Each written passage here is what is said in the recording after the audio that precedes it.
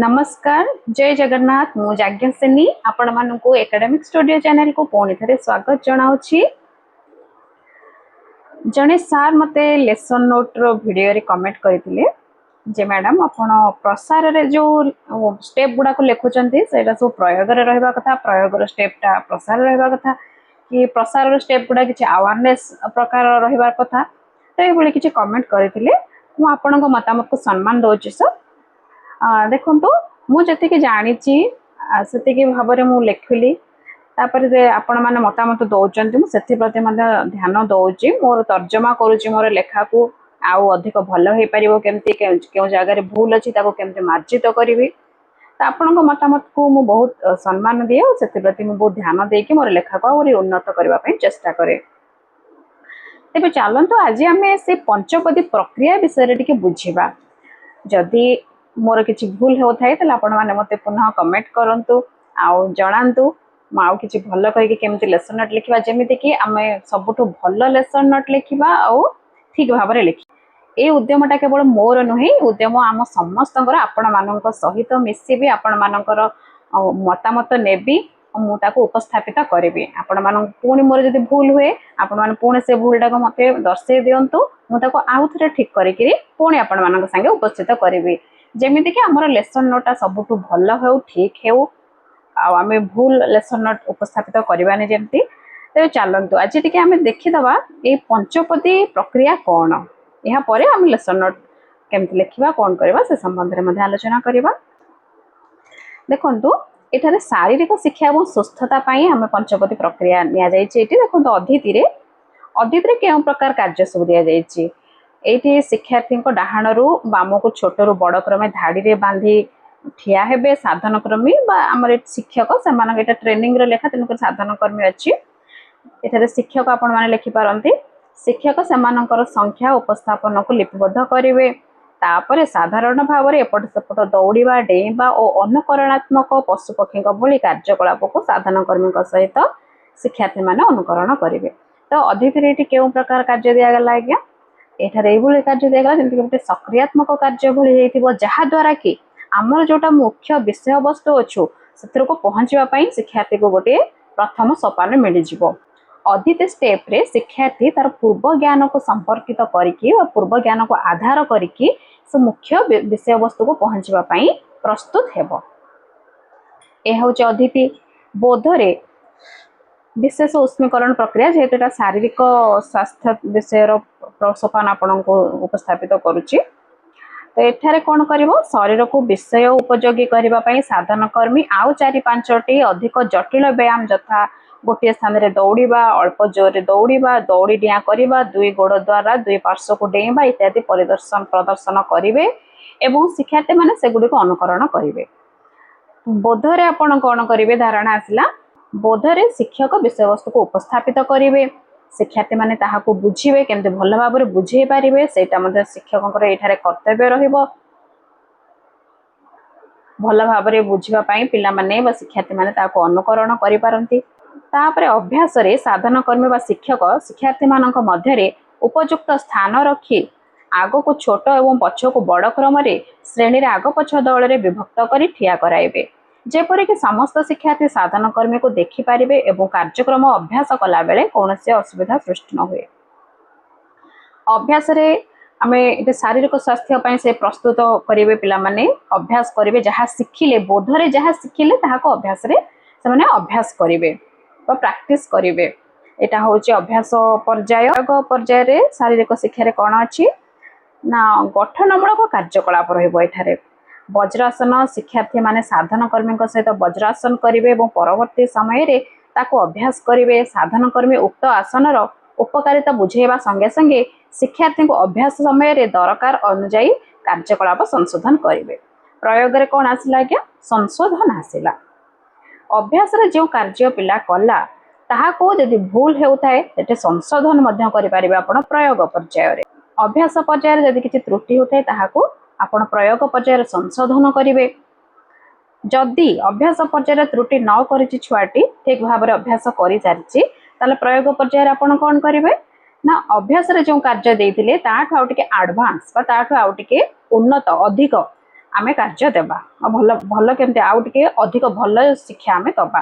पिलाटी जदि भल करि पारुची ता पय किछि अधिक रखिबा जदि दुर्बल अछि ता पय संशोधन करिबा एटा होची प्रयोग पर्यायर आज्ञा लक्ष्य। तापर देखंतु प्रसार रे कोन करिबा रुमाल बंधा प्रसार रे मनोरंजन कार्यक्रम छोट देशीय खेल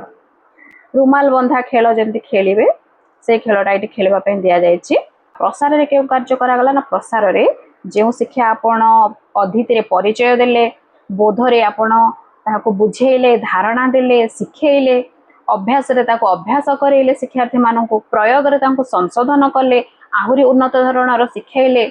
प्रसार रे कोन करिवे जहा सब शिक्षी सारिला से शिक्षा को आधार करिकी आउ आपण माने तार दैनंदिन जीवन रे केमति ताको व्यवहार करिवो किंबा से संपर्कित किछि अलगा किछि खेल खेलाइबा एटा शारीरिक शिक्षा रे अलगा जदि आपण साहित्य थिबो ते से संपर्क किछि गद्य पढिबो किछि चित्र अंकन करिवो प्रसार माने हमर विषय वस्तु जहा हमें पढेइले प्रसार रे ताको एक्सटेंशन करिवो ताको प्रसार करिवो बढ़ेइबो अधिक विस्तार करिवो समाज रे समस्त को जणेइबो आउ अधिका अधिका जिनस जदि जानिछि समाज ताहाको मध्ये आहरण करिवो एटा होछि प्रसार। हमरो नूतन शिक्षा व पाठ्य पुस्तक अनुसार वर्तमान हमको केवल बही भितर सीमित होइक रहबार नाही बही रो बाहर को जिबार अछि पुस्तक शिक्षा रे केवल सीमित न रही आमे हमर दैनंदिन जीवन रे केमति प्रयोग करिबा हमर समाज रे केमति ताहाको विस्तार करि परिबा प्रसार करिबा एहा होछि वर्तमान रो शिक्षार लक्ष्य। तेणु करी एथिला हमर शारीरिक शिक्षा रे आपण माननकु मो किछि धारणा देली तापर चलंत आमे विज्ञान पुस्तक को जिबा विज्ञान शिक्षा रे आमे केमति पंचपदी प्रक्रिया प्रयोग करिबा ताको मो शॉर्टकट रे इथे देखै दोछ आपनकु। देखिए विज्ञान पंचपदी शिक्षण प्रक्रिया कौन अधीति रे प्रस्तावित कार्य होछि आपण प्रश्न करि परिबे आलोचना करि परिबे अनुभव करि परिबे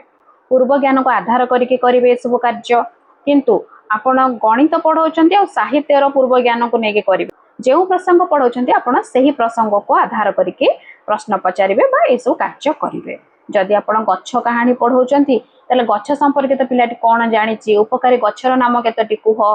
केउ केउ स्थान रे केउ प्रकार गच्छ जानिछ ए भले भाबरे आपण से संपर्कित पूर्व ज्ञान को आधार करके प्रश्न पचारिबे नले आलोचना करिवे नले कोन अनुभव करचेंते तांकर अनुभूति मध्ये आपण माने पचारि परिबे। जेहेतु एटा विज्ञान अछि तो विज्ञान को संपर्कित करके मध्ये जल विषय जदि पढौचंती तो केउ केउ स्थान रे जल देखुछ जल को केमिति आमे जदि परिष्कार दूषित विषय रे पढौछ तले ताहाको केमिति आमे परिष्कार करि पाछ जल दूषित होर कारण किछि जानिछ कि तम गाँ रे जो पोखरी अछि ताहा केउ प्रकार केउ भले भाबरे दूषित हे जाउछि भले भाबरे आपण अधीति पर्याय रे किछि पूर्व ज्ञान को आधार करके आपण एठारे प्रश्न पचारि परिबे आलोचना करि परिबे किबा समानकर अनुभव को आपण माने कहबा पई कहबे कि निजर अनुभव आपण माने ताको सहित शेयर करि परिबे एटा होछि अधीति रो। बोध रे विज्ञान रे कोन होछि ना अनुभव को लेखिबा और बुझेइबे अधीति रे आमे परिचय दे देले बोध रे आमे से जहा अनुभव कले सेटा को लेखिबे नचेत आमे बुझाइबा।